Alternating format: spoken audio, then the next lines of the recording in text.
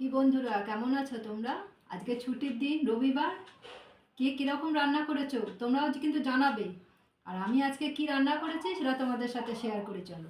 আর একটা কথা তোমাদেরকে জানাই, যারা আমার ইউটিউব চ্যানেলটা জানো না তারা প্লিজ দেখো আর সাবস্ক্রাইব করো। শ্যামলীর জীবনের পাঁচমিশালি হচ্ছে আমার ইউটিউব চ্যানেলের নাম। তোমরা প্লিজ সেটা দেখো আর সাবস্ক্রাইব করে রেখো।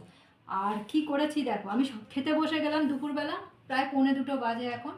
তো আমি নিয়েছি এখানে সাদা ভাত, আর তার সাথে নিয়েছি দেখো লাল শাকের চচ্চড়ি। এটা বেগুন কুমড়ো দিয়ে আলু ছাড়া চচ্চড়ি করেছি। তোমাদের দাদাভাই শাক খায় না বলে সবটা আমাকেই খেতে হবে। আর এখানে কি নিয়েছি দেখো, এটা হচ্ছে অল্প করে থোড় নিয়েছি, আর তার সাথে নিয়েছি মাংস। রবিবার মানেই মাংস।